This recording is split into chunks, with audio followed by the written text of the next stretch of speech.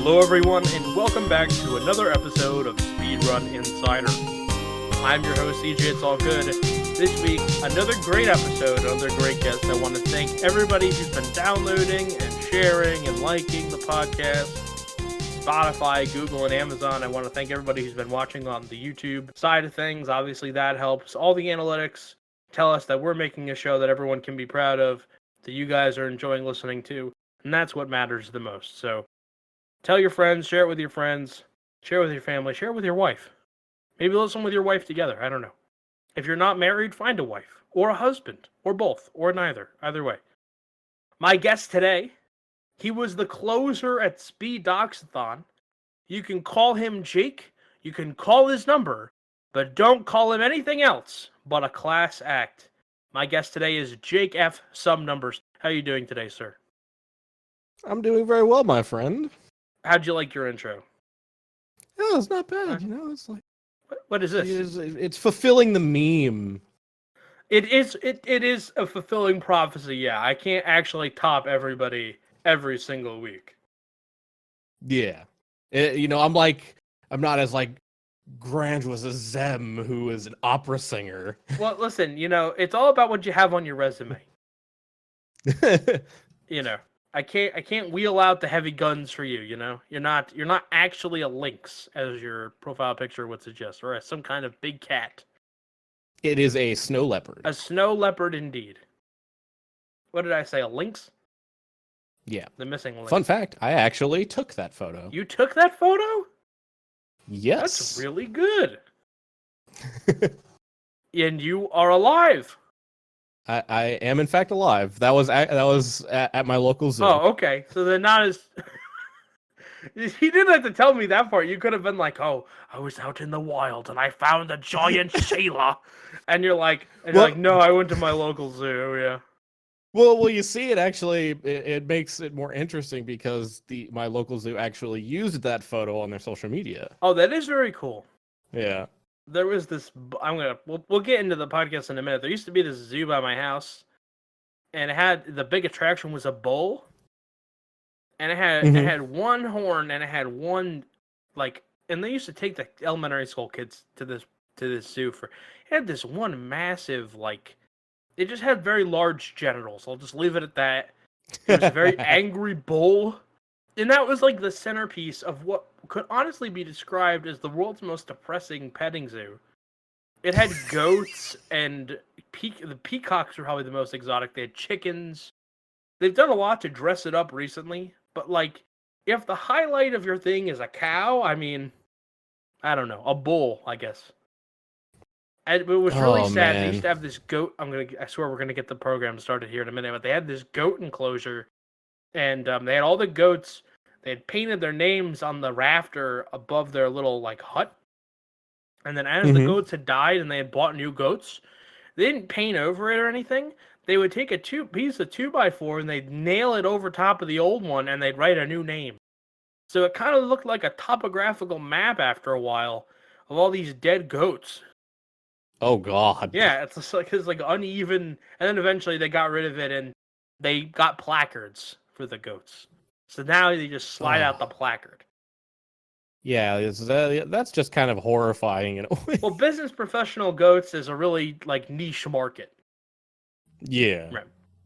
So I want tell people who you are, man, because we went off on a tangent immediately. But tell the people who you are. So I am jakefsomenumbers. You can call me Jake. Full name is Jake Fogarty. I kind of put my full name out there. I am a speedrunner, a streamer, a musician, an amateur photographer. Pretty much, if there's a thing that interests me, I try it at some point in my life.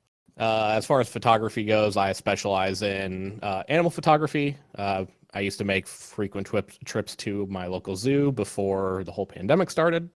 I was featured on social media of my local zoo for a picture of a snow leopard, and I've tried to get a few others in there, but to no avail. Well, if I ran a zoo, I would use all your photos. I appreciate that. I don't know how big this zoo is, and I don't want you to say how big the zoo is. I think it's a moderate to large size zoo, because if it was a dinky zoo like mine, first of all, they couldn't afford the upkeep of a snow leopard. But second of all, you wouldn't be telling people that you got featured on their social media. Like if you Yeah. So I think that you're humble bragging, but this is actually a big zoo, and that you took a really great photo for it. Yeah, it is one of the bigger zoos in the country. There we go. Exactly. My local zoo. You're so humble, please. This is not the time to be I mean, humble. it is my local zoo though. It is my local. Oh yeah, zoo. I'm gonna go to my local deli. Yeah, what is it? Oh, it's Crouch. It's the big. It's like the big famous deli in New York. It's Crouch's Deli. It's like, oh yeah, oh wow, yeah, cool, thanks. I'm just gonna get a loaf of bread. It's like, oh yeah, where are you gonna go? It's like, this is the first place they ever bake bread. Yeah. Oh, just take pictures of snow leopards and eagles and. Yeah, exactly. So, tell me how you discovered speedrunning. Like, how'd you get into that? Obviously, your hobbies they know no bounds. But how did you kind of land on this one? All right, so actually, in order to talk about how I got into speedrunning, we have to go back further than that. Throwing it way back. Around when I started speedrunning was about 2015. So in order to talk about like that year, we have to talk about 2013. Okay. So 2013 for me was when I was also first introduced into the world of esports. I got an email one day for Dota 2's The International 3. And I was like, what the fuck? People playing video games for money? I was a hardcore casual at that point. Like, I didn't know that esports was ever a thing. And I was just like, what? This sounds stupid. So I watched it. Mm-hmm. And I immediately fell in love. I was like, this is some of the coolest stuff that I've ever seen. And I ended up playing Dota 2 for like 6 months. I moved from that to Counter-Strike, to which I actually played semi-professionally for like a year. I bounced between Counter-Strike and StarCraft 2 all the way up until about 2015, to where I came across a video in my recommended, totally, on the same level what I was watching, just some random video. Mm-hmm. I'm recommended Trihex's Yoshi's Island 100% run from AGDQ 2014. Ooh. And I was like, what the fuck is this? What's a speed run? This sounds really stupid. Now, that might sound familiar. That might sound very familiar. So what do I do when I say something sounds really stupid? You go watch it. I click on it. There you go. My man, at least you're consistent, bud. You're holding it down. Well, it's one of those things where it's like, I don't understand this. Let me see if I can understand this. Right. And I ended up watching a 3.5-hour video front to back, just completely baffled by the level of skill in a video game that I had never really seen before, as far as like, single player casual games go. Because I had seen professional like esports players play, and it's like, oh, they've sunk thousands of hours into their game clicking on heads, and it's like I never thought that would translate to the level of a casual game when it comes to just going fast. Right. And I was immediately addicted. I was like, let's just watch more, just give me more. And then I stumbled on to not Fearful Ferrets. It was a Decided Sloth's non-lethal Ghost Dishonored run from the same year. And I was like, I love this game. Fuck, I'm going to try and speedrun that. And that's where the journey started, was with Dishonored. Okay. And so you start... God, that game is something. That game's something. Well, I want to talk to you about Dishonored here in a second. But, I do want to point out, I think it's so interesting how Son Hebel's entry point into speedrunning is, I swear, if you talk to 100 people, the 3 most popular answers are Narcissa Wright, Siglemic, and GDQ. Yep. So it's so interesting how everyone fits into these boxes. And it really is true. I mean, I feel like that's where like most speedrunners, like that are especially the ones that are kind of forged in the fire today, I feel like that's where a lot of them come from, or have come from in the past. I want to talk to you about Dishonored. My friend loved that game, never got me to play it. So tell the people a little bit about what the game is if you don't know what Dishonored is. Okay, so Dishonored is a stealth action game based in a fictional time period. It's kind of like a steampunk era-ish kind of thing. And you play as a man named Corvo. He is pretty much like the Secret Service agent of the Queen. Isn't Baby Yoda's name fictional Corvo? area. What? I actually don't know. No, it's Grogu. I'm sorry. Go ahead. No, you're fine. So you're returning home. You start the game off returning home from a long journey.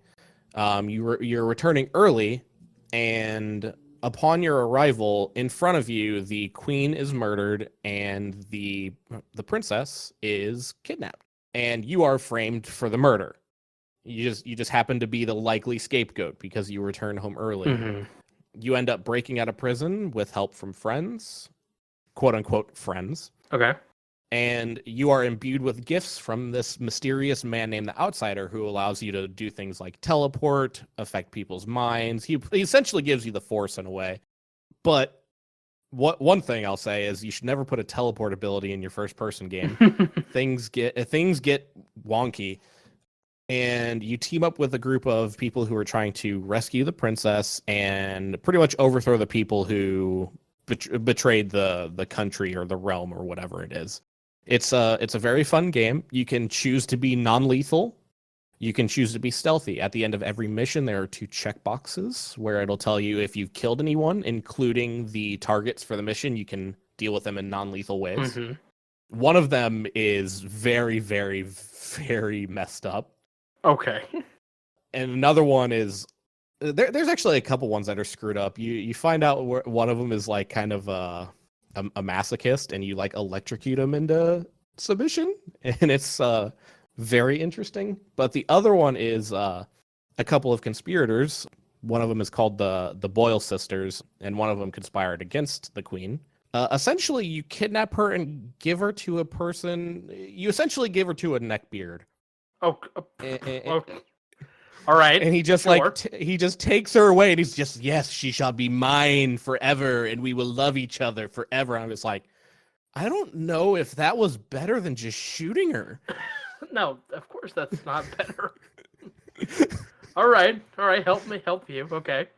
Yeah. So it turns out that the people who were this goes into spoilers, by the way. So if you haven't played the game yet and you care, if you haven't played this 10-year-old game, you're about to be spoiled. It turns out that the people who were helping you actually just wanted to take over for themselves, and they betray you as well and leave you to die again. So after you get revenge on the people who initially betrayed you, you now have to get revenge on the people who betrayed you again. Yes, the old BioShock double cross. Would you kindly? Yeah, pretty much. Yeah, would you kindly? Yeah, so it's an amazing game. I haven't played the second one yet, but I've heard it's really good. But yeah, it was one of my favorite games casually. Like a couple people I knew gave it a lot of flack, and I'm just like, shut up, you haven't played it. So how does this translate into the speedrun part, you know? All right, so the game is infinitely more broken now than it was when I initially watched it. And any percent is cool and all, but I really liked the fact that there was the non-lethal ghost category, and that really drew me into the speedrun is not being caught. So one of the main things in Dishonored speedrunning is just, well, like at the time was being good with your movement, optimizing your teleports, your mana for those teleports, and the potions you have for them. Mm-hmm. There's a few clips at this time and a couple tricks, but like shortly after I started speedrunning it, and this is before like I ever got Discord or anything along those lines, so I was pretty much just like learning this via YouTube videos. And actually I was gonna do this for stream, but I ended like my PC just can't handle it right now. But I was gonna relearn the game that I started speedrunning with recently, which I still intend to do when I get a new PC. Okay. Yeah. There's infinitely more glitches, but there is an even more like game breaking one, and it's called an elevator glitch. Mm-hmm. And it is hilarious. So I like hilarious. If you have high enough FPS, this is PC exclusive. If you have a high enough FPS, you can go to a wall that is perpendicular to another wall, and if you walk backwards from like you're pretty much standing in the corner. If you walk backwards and hold jump, when the game there's like one pixel where the game's like, oh, you can vault here. And because you have such high FPS and you're just holding jump, the game just shoots you up the wall. Boy, It it is absolutely hilarious. It allows you to skip. It allows you to just pretty much go from the floor to the top of a building. There's one in any percent. I'm pretty sure it's used for non-lethal ghost as well. That actually just clips you out of bounds, and you just run the rest of the level out of bounds. But it like as soon as I saw that after I started running, I'm just like, this is just amazing. I love this. This is great. Right. Yeah. And this we can go into later with other games because it's relevant to later. But this is also a game where we're allowed to alter the ini files, the game's config files. Okay, sure. In order to remove pretty much like frame limiters and like dynamic lightings and stuff, pretty much things you can't turn off inside the game. Okay.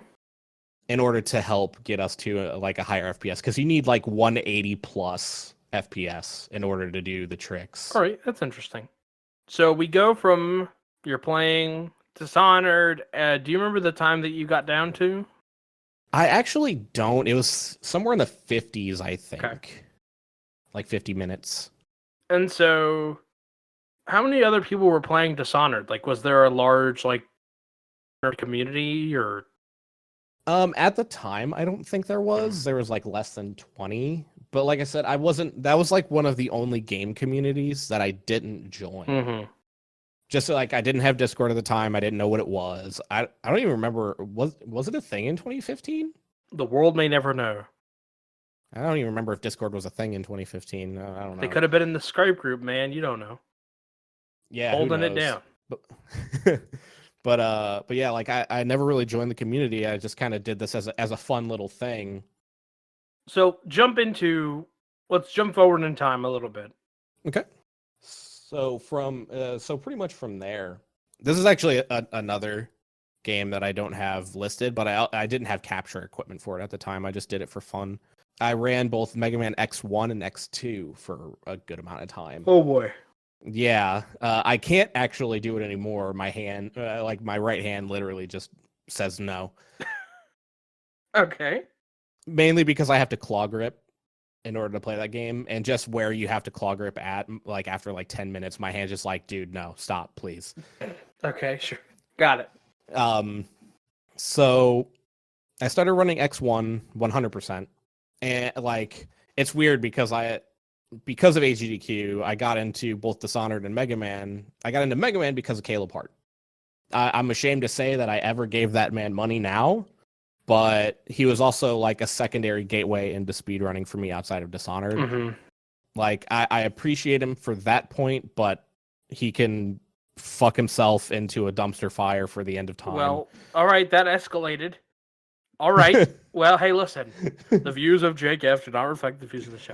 No, I mean he's an unsavory individual for sure. He had his own dust up in the whole speedrunning cancellation series in 2020. But so I won't fault you for that. Yeah. But so we got Mega Man. I always thought that Mega Man is overrated. I never played Mega Man as a kid. I only ever played the one that everyone hates. And then someone's going to say, but I really like that game. Or someone's going to say, oh, I know someone that really likes that game. It's the fucking one where it's the N64. I played it on the Legends. N64. Legends, okay? Mm-hmm. And then invariably, if I say anything nice about that game, people go, that game was awful. And they get all mad. And then if I say anything mean about the game, they go, my brother played that game once.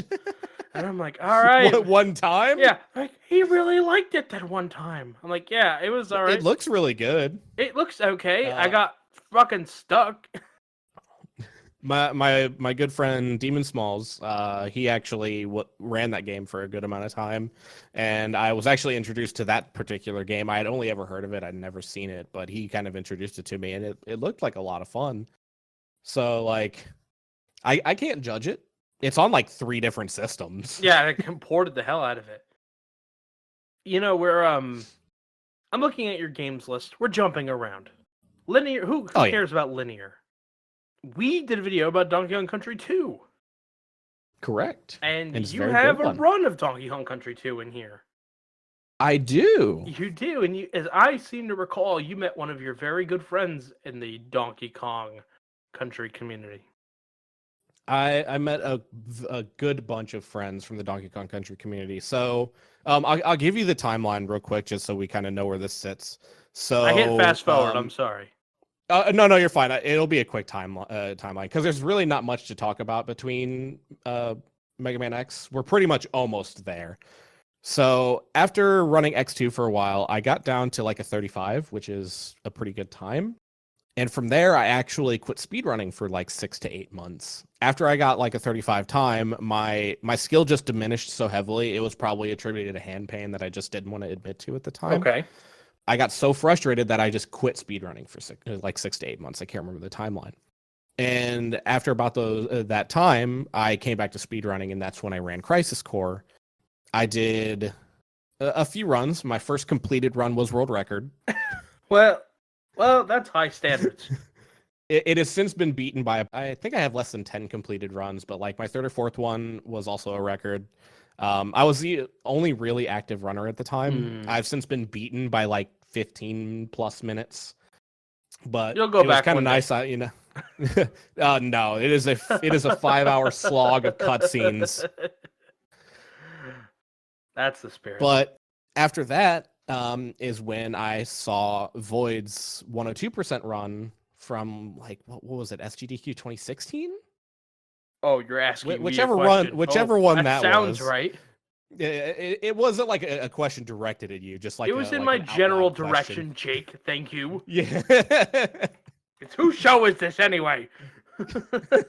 It's mine now. Look at me. Look at me.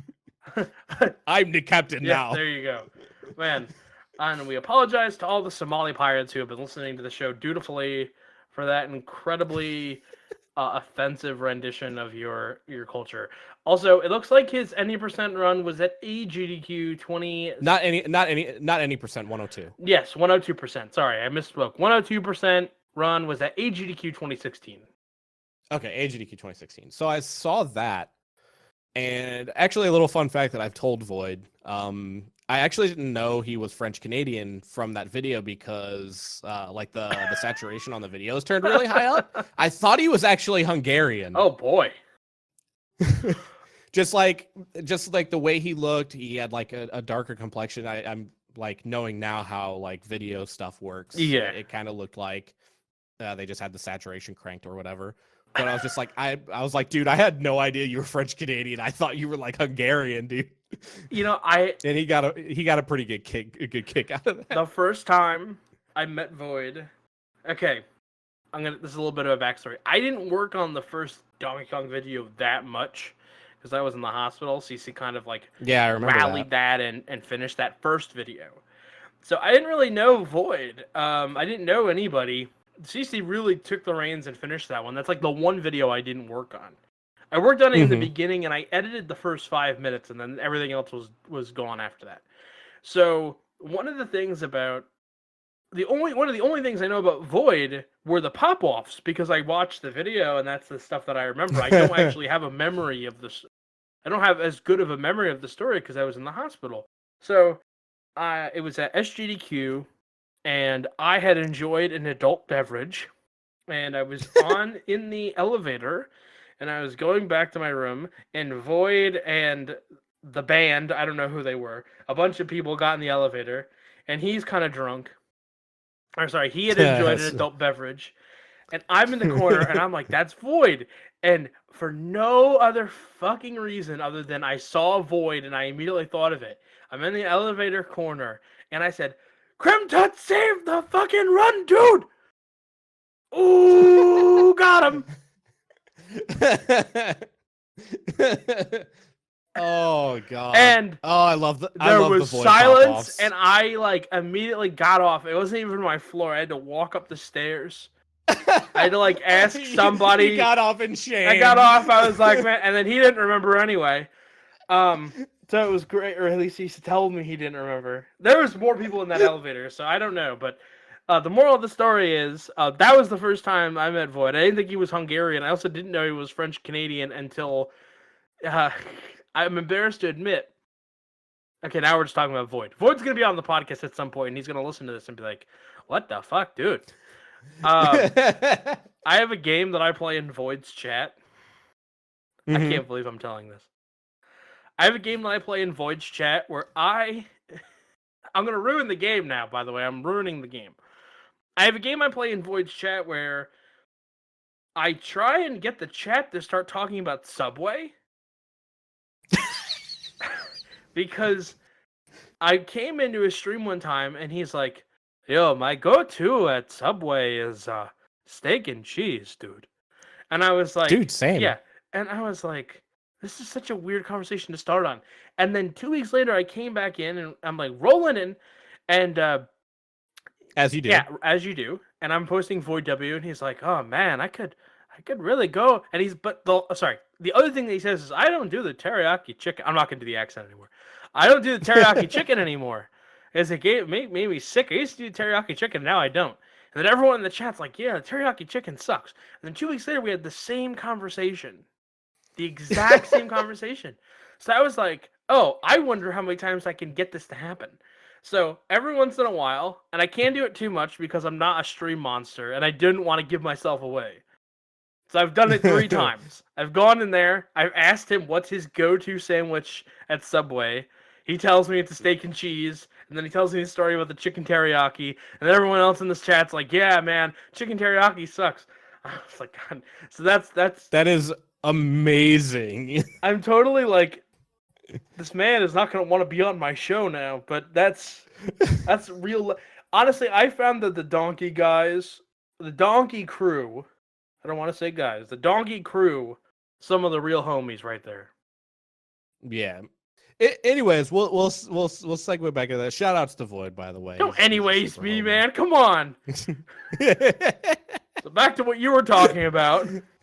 Back to me. Jeez, enough about the show. You, CJ. Enough about Void. My God. Void's gonna have his whole episode, and we're not gonna talk about teriyaki chicken or steak and cheese. What if you got him on and that's all you talk about? Okay, here's the thing, right? Here's for an hour. We're planning this out. This is not getting cut. Do you think he'll listen to this podcast? Like this one? He didn't even know I had a podcast the other day. Probably not unless I tell him to. So I invited him on. He goes, "Hell yeah, dude! You have a podcast?" And I was like, "Hell yeah!" So I gave him a bunch of episodes to listen to. We're recording this after I asked him. So what are the odds that I can record the podcast with him, do the bit where I ask him what his go-to is, and then get him to say it might work, and then get him to say that he doesn't like the chicken teriyaki? Yeah, you might be able to get him to do it. But am I an asshole if I do that? I mean, even if you are, it's worth it. Does anyone? All right. If anyone else listens to this, I want to know if it's worth the bit. I will go to great lengths for a bit, but I want to make sure that I'm not going to ruin a friendship because I'm doing a stupid joke about Subway. I don't even like Subway. Like worst case would just be like, "Shut up, CJ." Yeah, he's like, "Oh, we're not going to talk about that, dude." That's worst case. I very rarely ever see Void actually genuinely mad at someone. You know why? Because he doesn't have a lot of enemies. I don't want to make him my enemy. I want him to be on this, All right, so let's talk about the good things. Let's talk about all the good things. Talk to me about what has been your most positive community experience. My most positive community experience. You're not allowed to say SpeedDocs. I'm just gonna ban that. No, I'm not gonna say that. No, I think the early days when I was running DKC2 was probably some of the best. I made some long-lasting friends. I never thought I would be friends with some of the people I am now. Me and Dustpan became really good friends, actually just by random chance. Me and Void became friends. Sylvite, I mentioned him before. He ran Donkey, and me and him were still really good friends. I actually met Demon back in the Caleb Hart days. We were both like supporters of him at the time. But we kind of reconnected through DKC, and just a bunch of people. Like, I made a bunch of good friends. Some of them I don't talk too much anymore because I don't associate with the community anymore. But like, I can kind of get into that later down the line. But DKC2, and I think probably maybe the Spyro community off the rip. Okay. When I first joined in there, I don't tend to stay like. I don't tend to talk in community discords too often, just because I hop games so frequently. Okay. But yeah, that makes sense.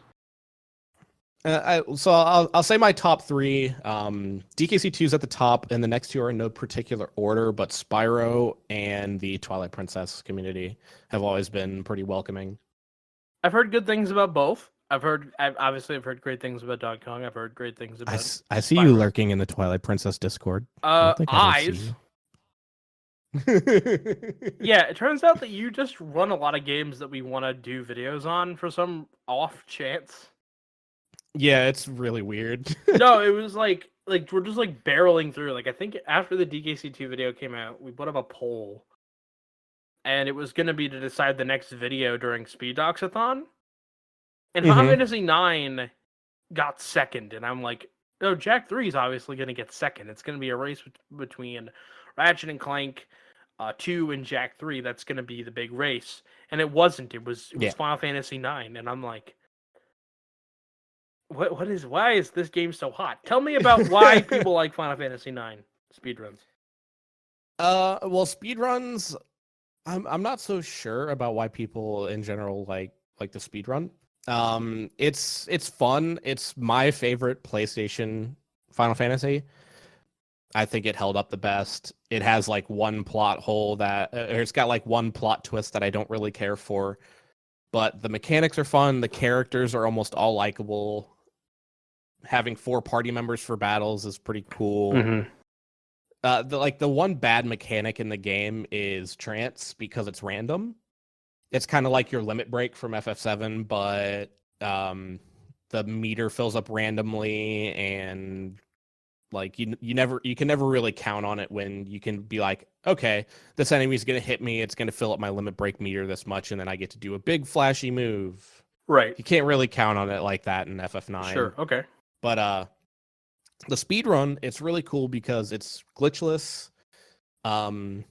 You're completing the game as low level as you possibly can. There's a couple different routes, although I think the most current one that got made is just the fastest, even though I'm not a fan of it. Okay. My good friend Mitako, who is a large Final Fantasy runner, he runs all of them pretty much. He actually just got done doing a 1 through 15 marathon all in one go. Oh, you told me about this, yeah. Even the MMO. Yep. And I actually got introduced to that, like, speedrunning that game through him. Fun fact, he's actually the only speedrunner that I've met in person. Oh, yeah, because you haven't I haven't been to a GDQ before. How is that? I just haven't been able to afford the time off. Yeah, so it's funny that the one speedrun friend I've made is from the UK. He just showed up. Well, he was going through the US to like meet up with his speedrun friends from the US that he had never got the chance to meet, and I was on that list because me and him became very good friends when I started running FF9, and we've kind of stuck through. We've done a couple meme runs together. We did an FF9 race while he was here. That's really nice. Yeah, but as far as the speedrun goes, it's really cool to like go through it. There's a lot of randomness with encounters. Every encounter that you don't want is 45 seconds plus time loss. Okay. But the big killer for the run, and it's what makes it really hard to speed run consistently for me, is that 8 hours in, the third to last boss can one-shot you, and on the opening move, and you don't get a say in it. There is a very small, depending on what route you're running, there is a small chance that you can get a move off that will put the enemy to sleep beforehand, but it is that character's ATP literally has to be full off the rip, and the enemy's has to be at 0 in order for you to get it off. Otherwise, it just goes boink. Otherwise, it just party wipes you. You're dead. But like pretty much, you walk into this boss going, "Please don't kill me." He hits you with meteor, and you hope that he low rolls and someone's left alive, and then you just have to go from there. It is the most painful end to a speed run that I've ever gotten. It's 8 hours. Like that. Wow. It's 8 hours. It's like, well, depending on how good you are. For me, it's like 9 hours in. You gave a best case scenario. Yeah, it's like it would probably be like, if you're really good, like 8.5, maybe 8:20. I never did anything that long, but I did Mario Party 3 for a while. That was my jam. That was my first speed run. It was my I'll probably go back to that someday. But I remember I had a game and it was really good. I was like I was up like 20 minutes. And there's a map at the end of, it's like right at the end. You have to do, so in Mario Party 3, there's actually a story mode, so you have to do the story mode. And the last duel map, which is a one-on-one fight kind of thing, it's called Backtrack, and landing on spaces changes your direction. So what you're trying to do is you're trying to attack people with these like minions that you have that can either be in the front or the back. But at any point, someone can land on a switch that makes it so you face the other direction. So you could be one turn away from like ending someone, and then all of a sudden you're dead. So you have to save. What I do is I save every turn, and then if I don't like the thing, I just reload the save and I go back a turn. I lost 40 minutes. Vomit. It was awful. And now you can wait out the clock, but I couldn't do that because I was already down health. I had to win. So at the end of a 4 hour and 40 minute speed run on the home stretch of what would have been a massive PB, probably would have been world record if I had closed it out with no wacky watch. It would have, didn't happen. It's a shame. Yeah. It's rough when like the killer is at the end. Yeah. You know what I wanted to ask you? Sorry. What's up? What's the worst designed Discord that you've ever seen for these communities? The worst designed Discord. They always do these fucking reorganizations, and I'm like, you ruined everything. I'm not 100% certain. Normally the ones I've joined in are pretty good. They have everything laid out pretty well. It's usually the newer ones that aren't so great. At first, the RE3 Discord, when that kind of splintered off from the general RE Discord, it was pretty bad because it was new. And God, that was just a nightmare because every single time new mods get appointed to that game, like they're there for 2 weeks and then they disappear for eternity. So making changes to the Discord was impossible. So like the one thing I can't stand, so like some Discords will have like a welcome channel, and it's like when someone new joins, it like pops their name up. It's saying, he's like, "Hey, who brought the pizza?" But they had that tied to the general channel, so there would be people joining left and right while people are trying to have a discussion, and it's just like, can we please get a welcome channel for this to go into? And it took like a month. But I'll say this: there are some Discord styles that I like, and there are some that I don't. I have been censored in Discords before that I don't like. Ooh, censored. Yeah, it very much rubbed me the wrong way. And I have no problem saying it was the Kingdom Hearts Discord. What happened there? Well, first I'll say like their style. It's the only Discord that I've encountered like this. When you join the Kingdom Hearts Discord, you have access to like the general channel and a couple other channels to type in. and you have access to type in nothing else until you have submitted to a form that says you're either learning a game or have run a game, and you have to have video, like some form of evidence that you are doing this. Which I understand, it's a popular series. You don't want people rolling in and just being like, Kingdom Hearts is stupid and I hate it. Yeah, I get it. I think what you'd have more of is people that have no intention of speedrunning, who are just like, Yeah. I like Kingdom Hearts. Let's talk about Kingdom Hearts casually. Oh, I can get into that in a second. Yeah, go ahead. So I got centered in this Discord because someone came in and was just disregarding the rules because, like, I actually appreciate this to an extent, but I think they're a little too strict on it. They are very much like, use this channel for its purpose.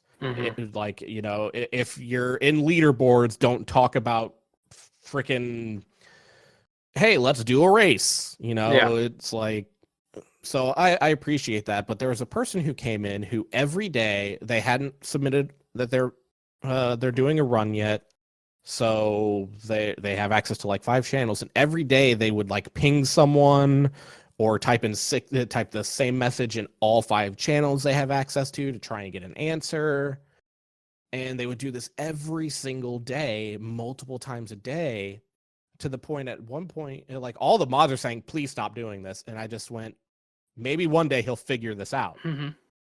And that message got deleted. I'm like, I wasn't even being mean. So you had a mean tweet deleted. That's what happened. Pretty much. I was like just being like passive aggressive, just like, can you guys get rid of him? Like, he's clearly not getting it.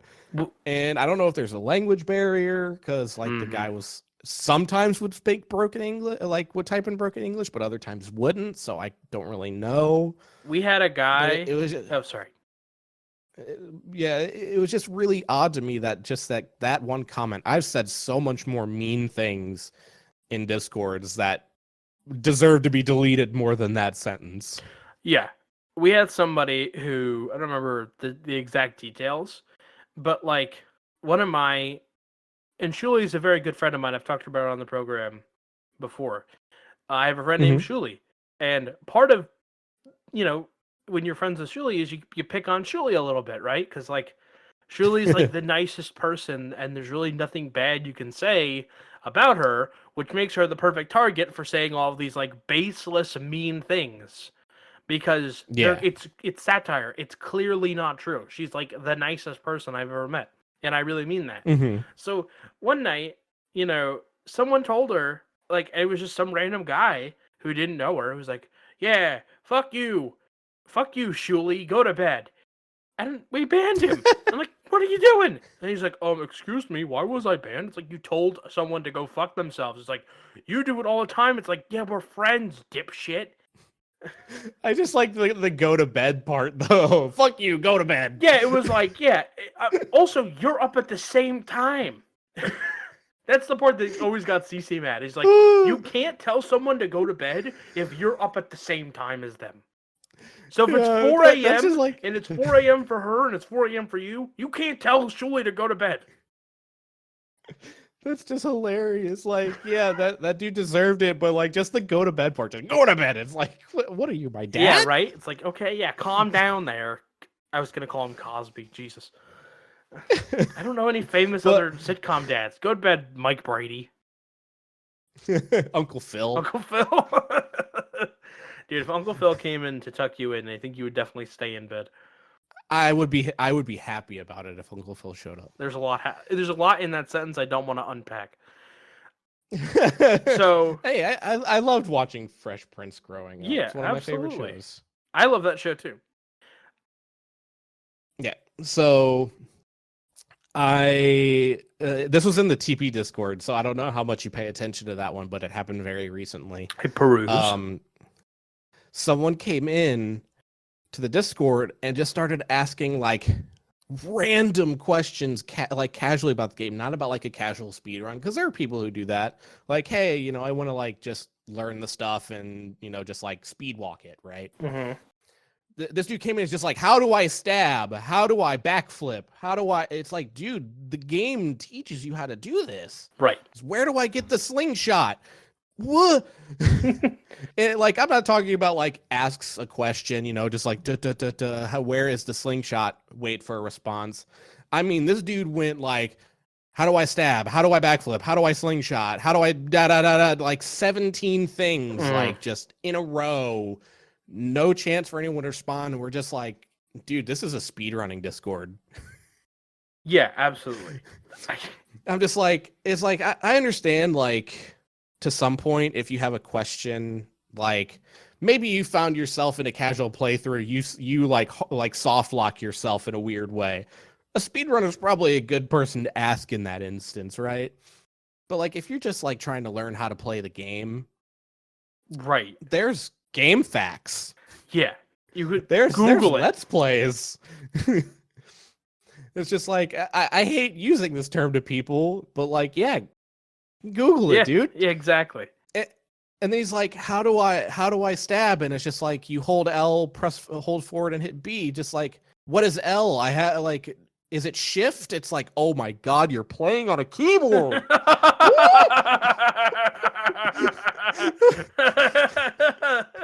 The keyboard really sold it. Like, oh my God, you're playing on a keyboard.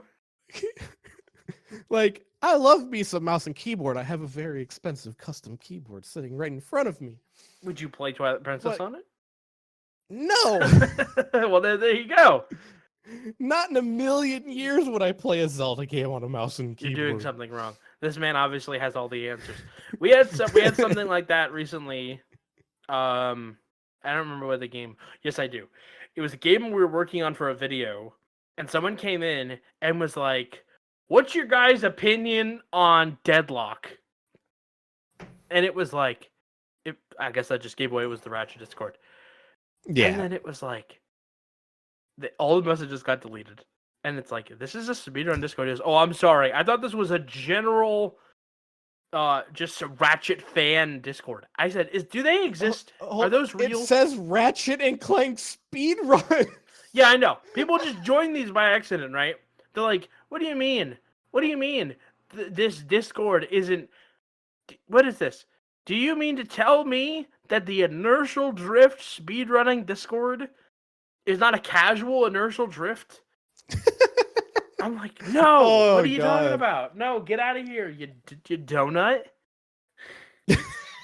I love that insult. That is one of my favorite insults. There you go. You donut. Come on. Like, what are you talking about? I have not encountered that one before. I have not encountered I thought this was a casual Discord before. It's like, because every like community Discord I'm in is very much like, it says Spyro speedrunning, Ratchet and Clank speedruns, Twilight Princess speedruns. It's just like, my God, that's silly. You know me just well enough to know that, like, I'm not really full of myself, right? Right.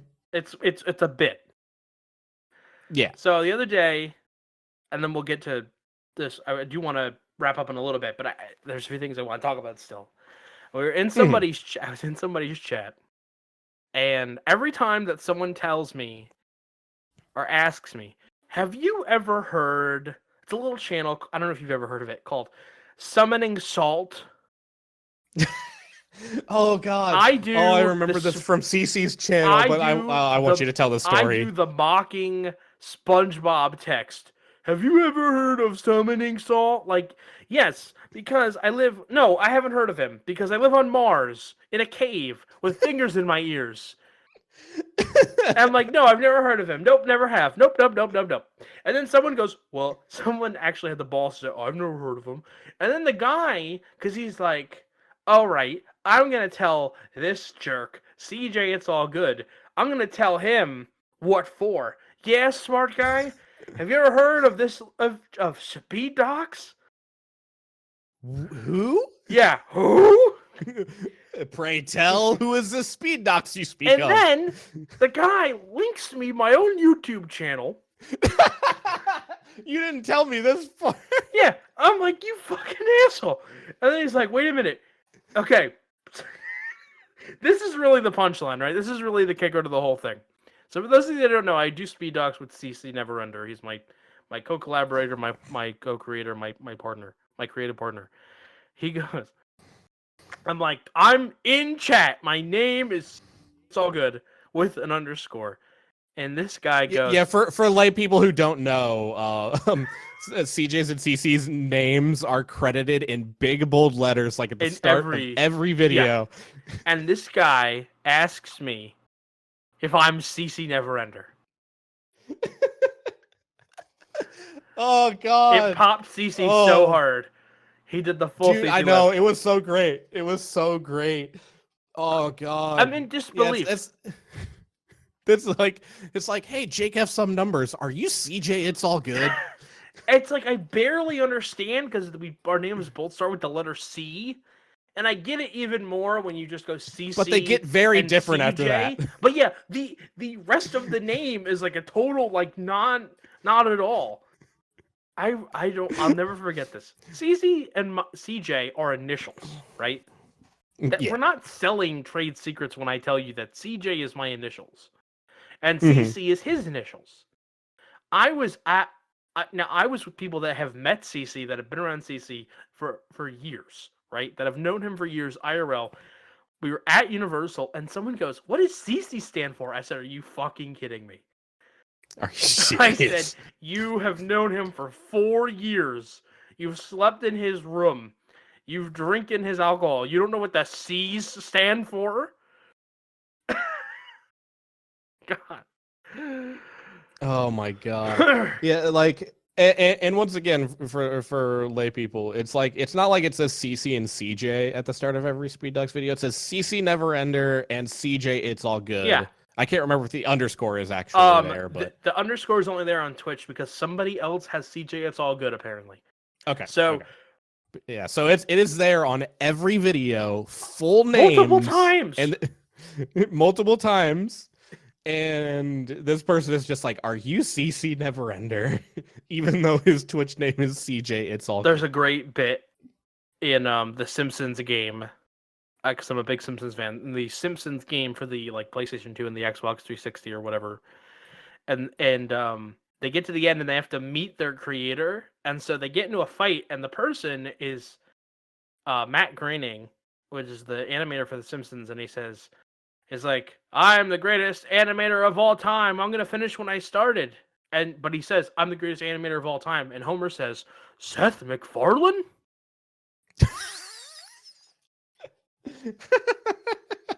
That was was my moment. I was like, "No, you missed it. You totally missed the boat, dude.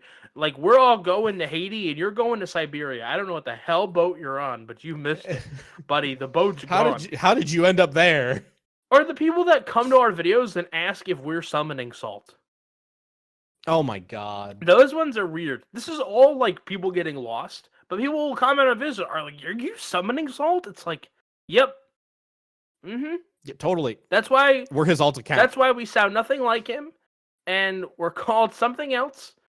And I'm like, and he doesn't do interviews, yeah? No, he doesn't. That doesn't matter. And this really has nothing to do with salt. It's all the people that watch his content that are like, that think that they've discovered some kind of new drug. Someone said, "Wow, has no one ever thought of putting interviews in a documentary before?" I'm like, God, man, you need to get out more. We did not invent this concept.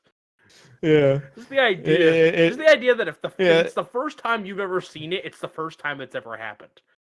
Yeah, it's just one of those things where it's like, man, because pretty much we're at the point where you're probably like the two biggest channels that make like world record progression videos, like on a more consistent basis, because I know other people have, but like from within their own communities. Mm-hmm. I'd probably say, just in terms of like strict history videos, probably. Yeah. We're like Pepsi, and that's totally fine. All right, talk to me about Resident Evil 3. Okay, so what do you want to know? You don't like it. I don't like the community. You told me you wanted to burn... This is staying in the podcast. You told me you wanted to burn them down. I have no problem like ripping on the community itself. We kid, we jest. I don't know if it... But yeah, tell me what ails you.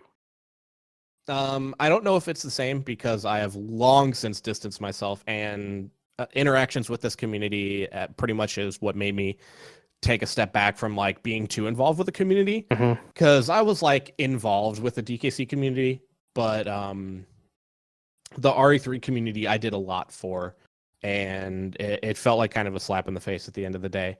But You made guides when I and first stuff, started, right?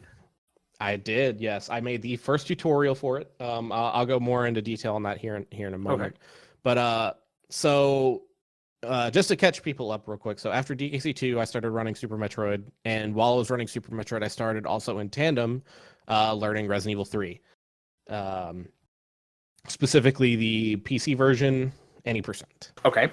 And there was no tutorials, like no full game tutorials. The record holder at the time was Cake. He had like a 1-part tutorial that covered like the first 20 minutes. He said he didn't really have any intention of finishing it, but he pretty much made that one to kind of explain the techniques like in a video, because there's a couple techniques that I'll go into. There's pretty much door skips. Like the door transitions, you can skip them. There's things called fast doors and slow doors. You time them differently, and he kind of went over like what to look for. Like you can tell if you got a good door, like slow door skip, if you hear this and all this kind of thing. Then there's also something called DIC. DIC. It's called, I think it's delayed input cancel. So You'll have a technique called Dick. Yeah, pretty much. Okay. I heard you try to put a little twang on it. Nah, man, you have a technique. You have a trick called Dick. That's how it's always been referred to as. But yes, I agree. It's the Dick skill. But pretty much whenever you pick up an item in the game, whenever you have to select the initial default option, there is a small input delay before the game will actually allow you to press confirm. So like whenever you go to pick something up, it's always default to yes. So if you like when you want to pick something up, you have to like wait a second or like half a second or whatever it is before you can pick something up. If you press left or right, then that input delay goes away.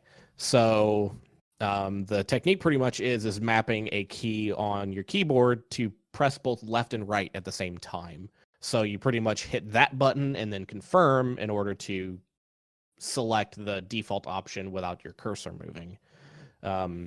So he pretty much made his first part tutorial, in quotations, in order to explain kind of those techniques and some other stuff like quick shots. Quick shots aren't like they're important, but they're not like super impressive to explain. You can mash them out if you want to. It's pretty much shooting a weapon faster than you're meant to by, instead of holding aim and pressing fire, you hold aim, press fire, and then whilst you press fire that first time, you hold fire and just either time or mash hitting aim. Okay. I don't know why it works, but you know, it's the only way you could one cycle the worm boss. It's pretty much that simple an explanation, but actually doing it takes a lot of practice. So he made that video in order to explain those, and he also like showed lines through a few of the rooms at the start. And for me, I know a lot of people are like this. It's very hard for me to pick up a game where there isn't a tutorial and someone just tells me just go watch a run. It's like that helps me literally zero. Like, because in a run, especially if people go just go watch world record or something. It's like, well, they're not gonna have time to explain what's happening in a world record run. Like, hello, right? So I was just like, whatever. I'll learn what I can. I'll ask questions. I ended up learning it by watching a run, albeit not all that well. And I ended up just practicing what I knew, getting better and better. And then I got around like a 44-minute time, which is pretty good. Like record, I think, is like 40 minutes now, something like that. Mm-hmm. And I was like, fuck it. I'm just going to make a tutorial. I'll do the best I can. I'll use WasCake's video pretty much to be like, hey, you know, this is how you do these techniques, so I don't have to explain them as in detail as he did. Mm-hmm. And I went, and it's really hard to do a tutorial for Resident Evil specifically because unlike like Resident Evil 1 and 2, where enemy placements and what enemies are in certain rooms are pretty much set. It's not the case in Resident Evil 3. There is so much RNG in Resident Evil 3 that it's actually pretty ridiculous. So I could only go over in my tutorial because I didn't want to like have to do like CJ level editing in order to make a tutorial.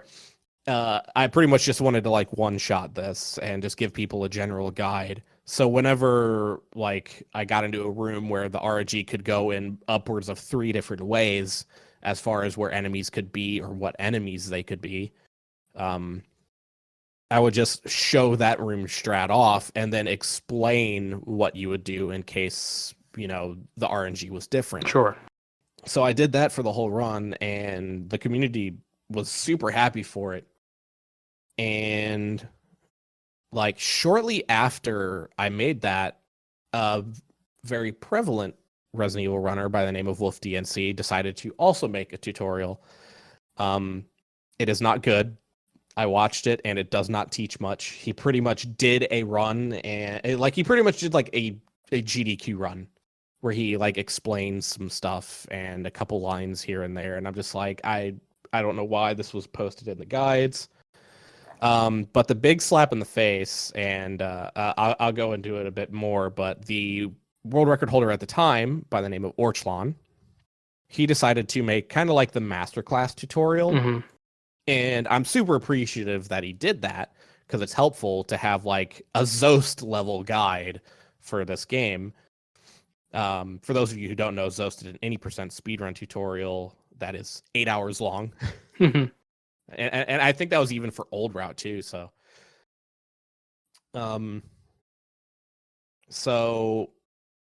he made this video, but in the guide, like in the comment section on the guide, he said, "Do not mix with other tutorials."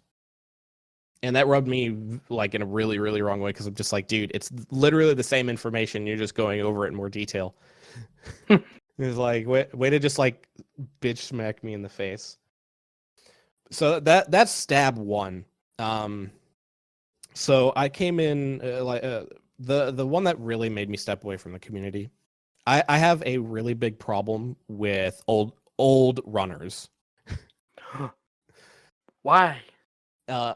Why? Oh man, because they have bandwagoners, and I hate bandwagoners. I'm on your bandwagon, bud. In the first 3.5 minutes of the game, of the run, there are 2 heavy reset points. Most runs die a minute 20 in to the basement. 3 some odd minutes in, other runs would die to the police department at the grenade launcher. In the RPD, there is a locker in the stars room that can either produce a grenade launcher or a magnum. For the speed run, for the fastest time, you want the grenade launcher. It saves over a minute, and it is a 50-50 chance RNG factor that you cannot manipulate, because the way that the game's RNG works, and this is thanks to a guy, I think his name is D-Chaps. He found out that the game sets the RNG once you interact with the door. So there is no manipulating it. So once you hit the door, the game says this is your RNG, and you're either screwed or you're not. Well, he also found a way to make a tool that sets the RNG, and we could do it for the whole game if we wanted to. So you could have it so every single little bit of RNG in the game is as good as possible. But really, what he wanted to do, and what a couple of us were asking him to do, was to make a tool that would set specifically only the grenade launcher RNG. Because it's a 50-50 shot that it's not skill based. It's just reset hell. And it's like a minute after another reset hell. And people were just like, people were straight up saying they didn't want to run the game because of it. And I'm like, well, if you can create a tool that sets the RNG specifically in this room, and I even asked him before we brought it up to the forums, if he could make it discernible whether or not someone was using this tool, like make the locker a different color, right? Mm-hmm. And he said he could. I'm like, awesome. So that way we can know whether or not someone's using it. And so he was getting ready to make it, and we brought it up to the forums with a few people, and it was pretty much a bunch of new runners, and pretty much every single old runner in the forums was just like, nope, it ruins the sanctity of the speed run. Other games don't don't make mods or alter things in order to complete their runs. And then from there, just all of their fans like just bandwagon on top of that. Mm-hmm. And they didn't even run the game. And they're just like, yeah, we say no. And pretty much this was well before Orchlon was like top level runner. Mm-hmm.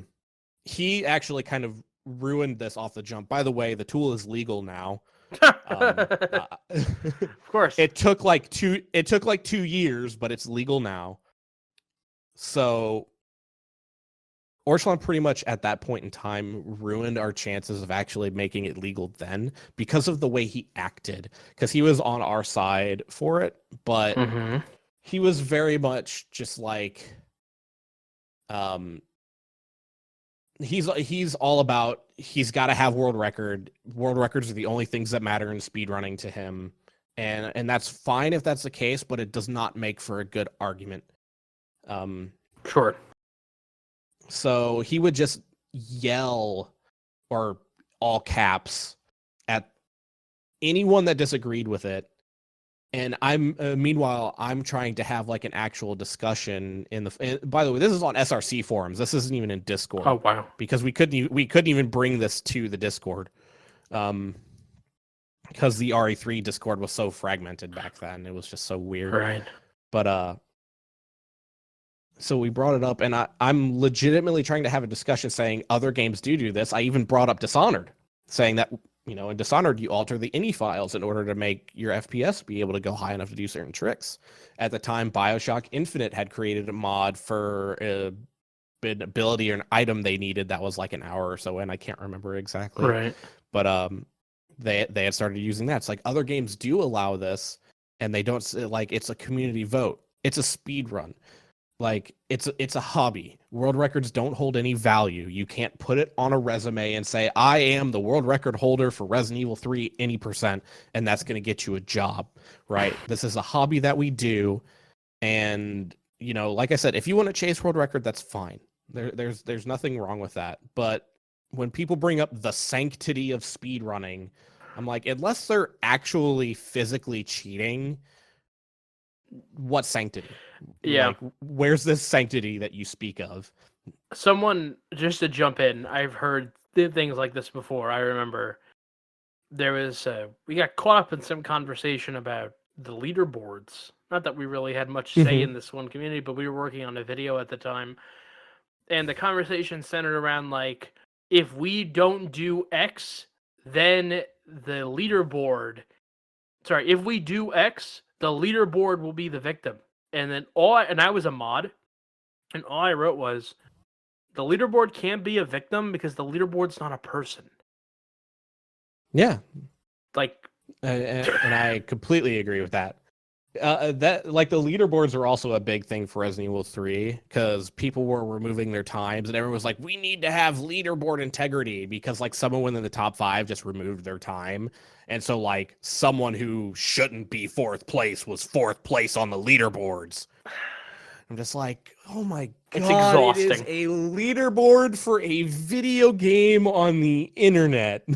It's like, relax yourselves. It's exhausting. So I'm trying to have a legitimate discussion, and we just have Orchlon and a bunch of other people parroting his sentiments about, like, free world records and leaderboard integrity, and this is a good thing for I'm just trying to be like, look, this is a good thing for the game. It will make people want to stick around because it removes a completely RNG, like 50-50 reset point, and people can actually continue runs that are competitive because not everybody is going to want to try and learn a completely, because if you get the Magnum, it is a completely separate route that you have to take, which involves different lines.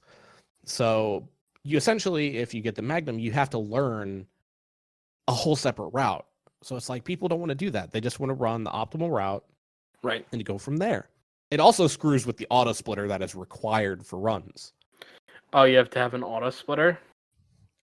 For the PC version, yeah, it's required. You either need to have the auto splitter running or the tool that the grenade launcher tool. It's also got an in-game timer built into it, and you have to have that showing on your screen if you don't use the auto splitter.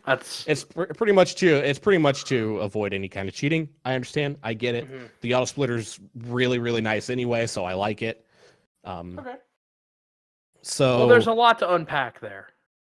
There's a lot to unpack in the Resident Evil 3 thing. I think I wanted to let you say your piece about it because you've talked to me about it in the past. So I wanted to let you, we're having a moment here. We're letting things out, yeah, I tried my best. You did well. And it eventually got resolved. Hey, listen. That's all we can ever hope for, right? It's like calm resolutions. And, we've had a great conversation about communities and how, community... Oh, my God. Sorry. And how, like, interactions have been in different communities. I want to talk to you about your ending run. I want to talk to you about how you discovered SpeedDocsAThon. And because then you ended up being the closer. Yeah. Let's talk about your SpeedDocsAthon experience. Okay, so how I actually came across SpeedDocs and SpeedDocsAthon in general was actually kind of a happy accident. So I am part of a Twitch team called Shredrunners, pretty much metalheads that are speedrunners, Not like it's not a huge team, but one of the I think the creator, I think she created it. Emre Quaza posted about it in the Discord. I was like, oh shit! I had just done Voidathon. I had just done Forever Grind Marathon, which was a event for fellow speedrunner Blunt Bunny raising money for his fiance's pleural fusion surgery. I think it was. Oh my goodness! Yeah. I ran Spyro any percent NBS at that marathon. I ran Spyro 120% at Voidathon. So those were my first two marathons that I had ever run at, and I was like, you know what, I actually really like that. And then when SpeedDocsAthon came around, it was mentioned to me. I'm just like, oh, okay, I'll submit for it. I don't have any history with these guys, so I don't really expect it to get in. I'm not like super good at the game that I run. I was like 40 minutes behind record at the time I submitted. So I'll just throw it in there. I'm awful at giving descriptions for that specific game. You didn't win an award for your description. I did not win an award for my description. I know. I thought that if I was going to not get accepted for SpeedDocsAthon, it was going to be because my description was so bad. Okay. Because just like I thought, like it was just going to be like, because like I said, I didn't know you guys. I didn't know how big you were. Yeah. I was just like, they're just going to read my description and not even bother looking at the video. So I was like, whatever. And then you messaged me just saying, hey, we want you to be the closer. I'm just like, excuse me? Just like, you want me to do the what now? Like, it's like, 'cause I wasn't a closer for, I was actually, like, going back to Voidathon, I was actually supposed to run a completely different game for Voidathon, and Void was really nice to let me last minute swap games. I was supposed to run Twilight Princess any percent, but at the time, practicing that game was really, really difficult for me. Oh, so just like, right. I want to give a good show, and it's like, there's good tools for practicing it now, but practicing that game on emulator is just not fun. Mm-hmm. So just like, I can't bring myself to practice this game, and I want to give a good show that I'm excited to give. And I was just like, I'm only asking you this because we're friends. If we weren't friends, I would put up with it. And you can tell me to put up with it if you want. I was just like, can I switch this to Spyro 120%? Because this is what I've been practicing for 2 months. And you're just like, yeah, sure. I'll just do a tropical freeze run before you run. I was like, sick. So, shout outs to Void for letting me do that. But, nice run. I was Yeah. But I was practicing KH2 like heavily during my submission for SDAT. And then like after I got accepted, I have frequent burnout with speedrunning. That's why I switch games so often. Mhm. Like I'm around a game for a month or two, and then I'm off to whatever tickles my fancy next. And as soon as I submitted, and as soon as I got accepted, I'm like, fuck, I don't want to play this game right now. I'm just like, I have zero motivation to play this game. And I'm just like, okay, I'm not gonna touch it. I refuse to touch it for like until like a week or two before SDAT. Mhm. And I was just like, I'll practice it heavily then. I'll do a bunch of runs, even if I just do a bunch of no resets. I had no idea what I was going to do for commentary. I just asked Demon and Dustin if they could potentially help me out. Dustin has never played Kingdom Hearts before, by the way. You would not have known that from his commentary. He did a good job. We did a couple run throughs like the night before, and other than that, like we gave like he took notes. And I said, pretty much, if there's any point in time where I'm not saying something, just ask me a question. Just ask something. Yeah. Because I have this very bad habit of when I'm doing a speed run, I just forget that I'm on stream playing a video game, and like there'll just be like 15 minutes of just like silence and controller clacks, and then I like realize, oh wait, You're on stream live on the air. Wow. So, and then after I got accepted, it was like, oh, you have to have your wisdom teeth removed because you're experiencing, like 2 years prior, I was experiencing some tooth pain. Mhm. And like I got medicine, I got antibiotics for it, I got painkillers for it, and the pain went away. But like right around after I got accepted, I wasn't in pain, but it felt like I was getting dizzy for no reason whatsoever.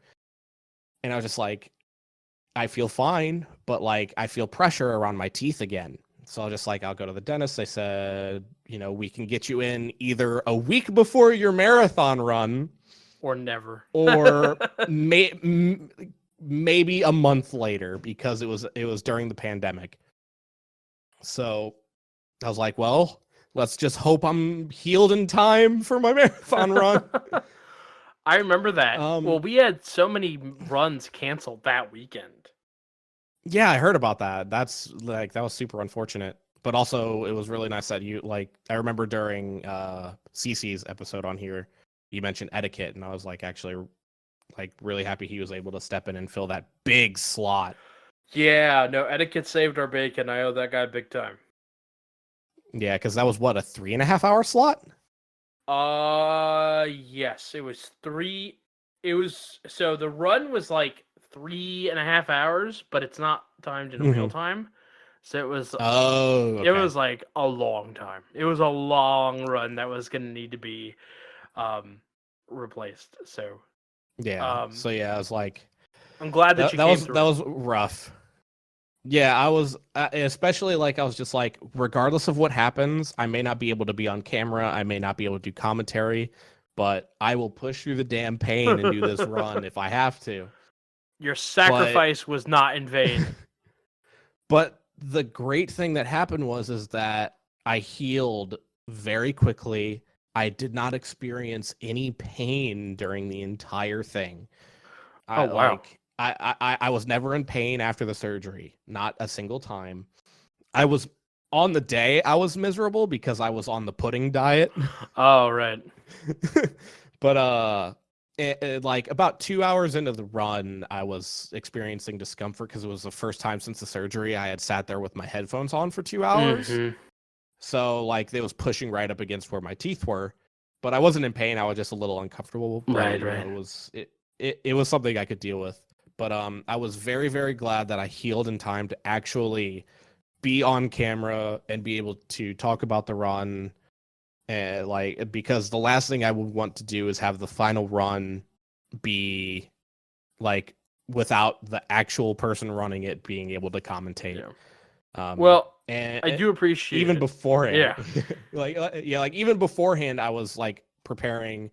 And I was like, Demon, if I can't talk, you have to be here because you are literally the only other person I know on short notice that knows anything about this game. Oh gosh, yeah, it was something. We joked that if the last run just didn't show up, the marathon would just end 4 hours earlier. Yeah. So, hey, listen, this has been a great conversation. We're gonna have to wrap up. Jake, it's been a pleasure to have you on. Thank you so much. If you want to follow my guest Jake, you can find him on Twitch. That is twitch.tv/JakeF as in Frank some numbers. It's one of those literal jokes. You have to be there for it. Yeah. Oh man, you're hosting somebody and it's very loud. Oh boy. Oh boy. Oh no. All right, hang on. All right, now that I yelled into hosting? I'm yelling very loudly. Hang on. I got this. You can follow him on Twitter. That's at Jake Fogarty. Think like CCR, like John Fogarty. 4, the number 4. Right? So if you want to follow him, you can do that. Well, Jake, again, thank you so much for your time. I really appreciate it. Thank you, everybody, for listening. And we'll see you next time. Another great guest. A whole slew of great guests coming up this year. Woo! Yeah, thank you for having me, CJ. Yeah, absolutely. I mean, you're CC, I'm right? CC. Yeah, no, I've been had. Thank you for having me, CJ. It was a pleasure. Hey, man, thanks for being on, and I'll see you all next time.